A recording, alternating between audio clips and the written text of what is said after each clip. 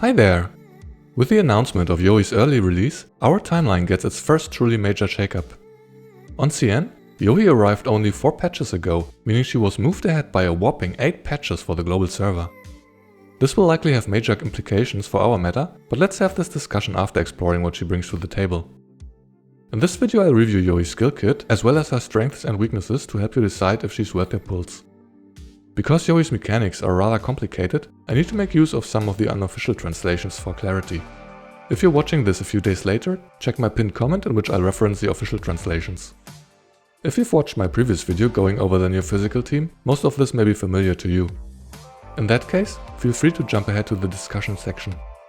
As usual, I'll be covering the details of Yoohee's build in a follow-up guide upon her release. Without further ado, let's get to it. Yoohee opens the battle with her ultimate, the cornerstone of her kit that enables several sequential effects. This can be a little overwhelming at first, so please bear with me as I walk you through it. First off, her ultimate applies Stability Assault to all allies, increasing their stability damage. At V1, she additionally grants 15% attack boost to everyone. Both of these buffs last for 2 turns, while the ultimate itself has a 3-turn cooldown, meaning there's some downtime. Then, she gains a personal buff for 3 turns that makes the buffs and dance steps she gives her allies also apply to herself. This will make more sense in a moment.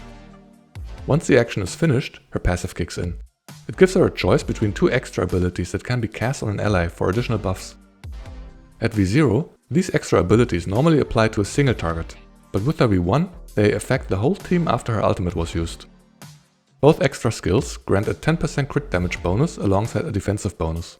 In this instance, her second extra skill was used, which grants shelter at the end of the action, whereas her first extra skill heals whenever damage is dealt. Both skills also introduce a new effect that turns negative defense into a damage bonus, which for now is translated as anti-defense damage boost. I'll elaborate on its details in a bit. These buffs are active for 3 turns and can be refreshed through repeated application. Finally, she gains dance steps based on the number of allies, including herself, affected by her dance moves, up to a maximum of 3. Because her extra skill applied to the whole team, she immediately gains 3 steps. When she reaches 3 steps, she automatically activates the Best Dancer effect, which grants her a stack of Unyielding Spirit.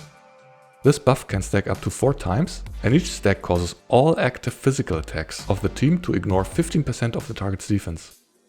Her opening sequence is largely focused on stacking this buff as quickly as possible, so the more dance steps she gains, the better. Now that her passive effect has concluded, she gains extra command from her ultimate, allowing her to make a second move this turn. I hope you're still with me, because there's more to see. Her second skill targets an ally and applies a defensive buff in a 2-tile radius that decreases single target damage taken. Enemies inside the AoE get stunned. However, the important part is that this skill grants her the choice of her extra abilities an additional time after its use. Since the main goal is to activate Best Dancer repeatedly to stack her defense ignore buff, her S2 helps kickstart this process.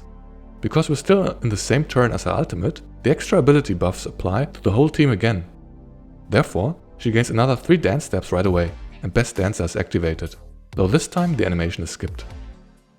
As you can see, her Unyielding Spirit buff now shows 2 stacks. After her S2 concludes, her passive triggers 1 more time, giving her a 3rd opportunity to use her extra abilities. That means another 3 dance steps, resulting in a 3rd stack of Unyielding Spirit, and granting the team a 45% defense ignore on turn 1. Before we move on, let's briefly discuss the team's new focus, namely defense penetration. This is essentially the additive sum of defense reduction and defense ignore effects. For instance, if you combine the minus 30% defense from Chongju's assists with defense ignore mechanics from individual characters, plus the 60% defense ignore from Yoohee, or 70% with her signature weapon, you can reach up to 130% defense penetration. Importantly, unlike other damage increases that suffer from diminishing returns, the damage bonus from 100% defense penetration scales linearly with the enemy's defense. The effective damage bonus when stacking defense penetration is greatest when approaching 100%, while any additional defense penetration above 100% can be thought of as negative defense, that Yoohee's buff converts into its own damage bonus, but more on that later. For now, let's resume the battle. On the next turn, Yoohee uses her first skill, a single target attack costing 1 Confectance point, or, if available, 3 Confectance points to ignore 30% of the target's defense. Since her other abilities have a 3-turn cooldown, her rotation mostly consists of using her as one. Here, you can see the 30% defense ignore from the skill combined with the 45% from her buff. Because Yoohee passively regenerates 1 confectance point whenever someone on the team, including herself, deals physical damage, she practically always has this defense ignore available when using her S1. As usual, her passive activates afterwards, granting her the choice between her 2 extra abilities. Unlike the first turn, where her ultimate made her extra abilities affect the whole team, these buffs now only apply to the selected ally. However, since her self buff remains active for 2 more turns, the extra skill buffs also apply to herself, granting her 2 dance steps. Remember that it takes 3 dance steps to activate Best Dancer, so she needs 1 more turn to fully stack her defense penetration buff. When choosing the target of the extra skill, it's best to rotate through your team members to refresh the 3-turn duration of the buffs. On turn 3, Yoohee starts by using her S1 again. This time the defense penetration indicator turns red because her attack exceeds 100% penetration, entering the realm of negative defense. The additional 30% comes from the fact that the boss has put up a defense buff, which turns into a defense reduction debuff when cleansed. As it so happens, Yoohee can equip a fix key which makes it so that her S1 dispels a buff. As shown here, the defense buff is cleansed before the attack and turned into a 30% defense reduction debuff. After her S1, she gets to choose one of her extra skills again. This grants her a 3rd dance step, activating Best Dancer. Before we watch the skill take effect, note the team's current health and debuff applied to them. So far, I've focused on how Best Dancer stacks her defense penetration buff, but there's more.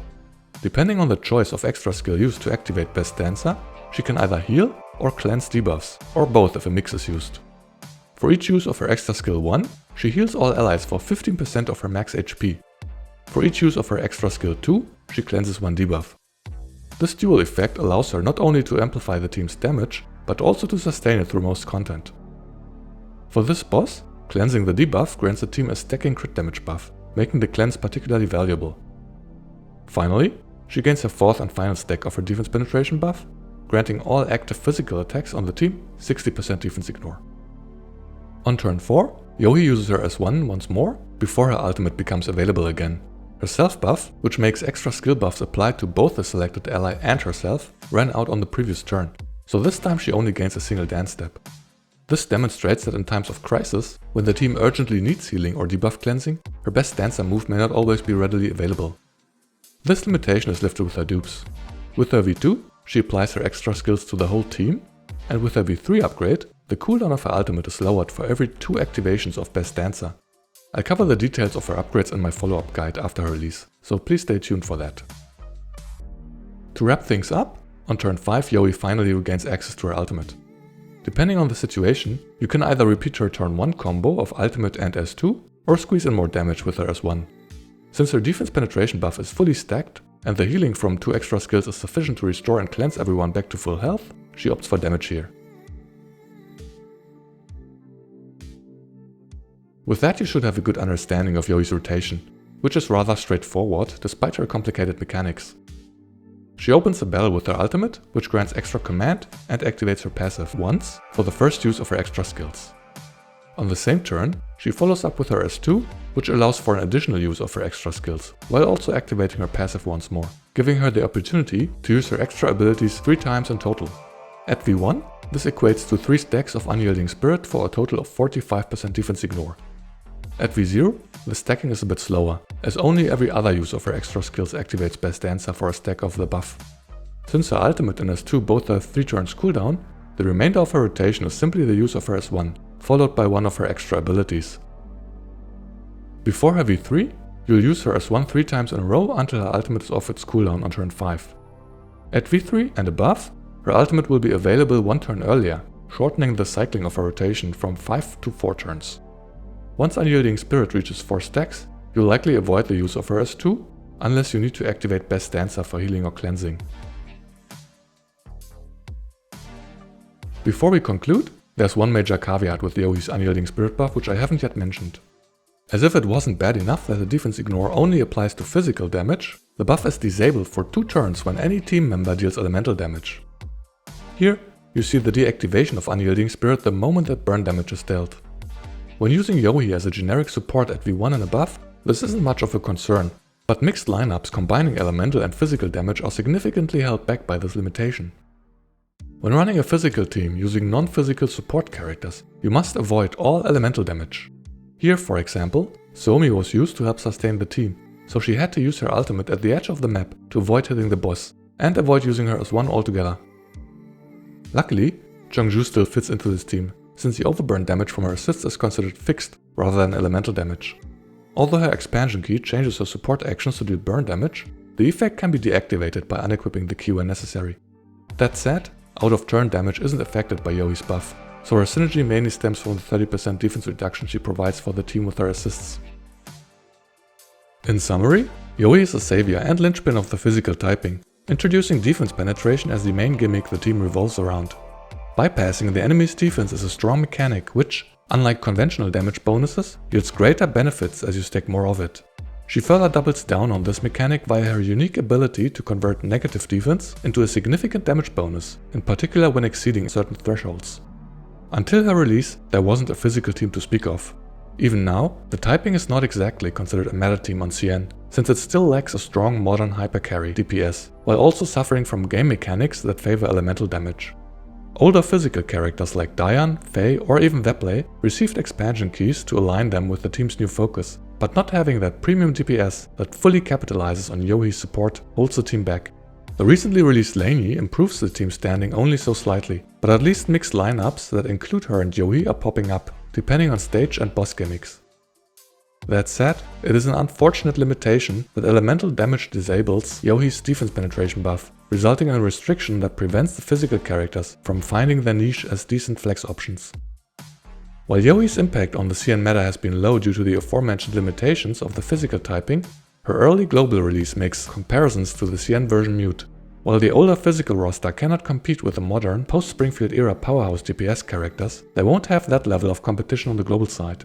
In fact, the physical team might shoot to the top of the global meta upon Yoohee's release, assuming Faye and Dian's expansion key are released as well, or at least close by. While this standing will be temporary, you are likely to get some value out of Yoohee and any of the other physical characters, if you happen to obtain them. Indeed, at V0, Yoohee is tied to the physical typing, as she doesn't offer much generic support, aside from a 10% crit damage buff, Stability Assault 1 and Moderate Sustain. If you don't intend to invest further and skip previous physical characters like Alred and Dian, you might as well wait and see what the future holds. At V1, Yoohee becomes a more generic support by granting the team a 15% attack bonus and Stability Assault 2 via her ultimate. It also improves the ramp up speed of her defense ignore buff stacking, though this only benefits the physical team. At V2, her ramp up speed and ability to sustain are improved and she gains access to a 30% defense reduction debuff. At V3, the uptime of her ultimate buffs is increased, which is the last relevant upgrade to improve her role as a support character. Afterward, her dupes push her into the role of a hybrid DPS, boosting her own output considerably. All that is to say, Yoohee's dupes are worth it, and there's not a clear breakpoint for free-to-play players, making her expensive if you want to commit to her. While she works on the physical team at V0, your experience will be a lot better with at least her V1 upgrade, and especially so if you want to plan ahead for the future. On the CN version, mixed lineups that pair Yoohee and perhaps another source of physical damage with an elemental core are required for some stages and boss mechanics. However, I personally still hope that these gimmicks don't release unchanged on the global version, because forcing players to build specific characters to clear content seems like bad game design to me. In that sense, if you're not interested in the physical team as of now, my suggestion is to wait for a rerun and re-evaluate your choice then. And with that, we've come to the end of this video. I hope you found my review helpful in understanding Yoohee's contribution and are able to determine whether she's worth your pulls. Since I've skipped Alred and Dian and completely exhausted my pulls on the previous banners, I won't be getting Yoohee this time around, though I do think she's an interesting character, but let me know in the comments which way you lean. In any case, thank you so much for watching. See you next time.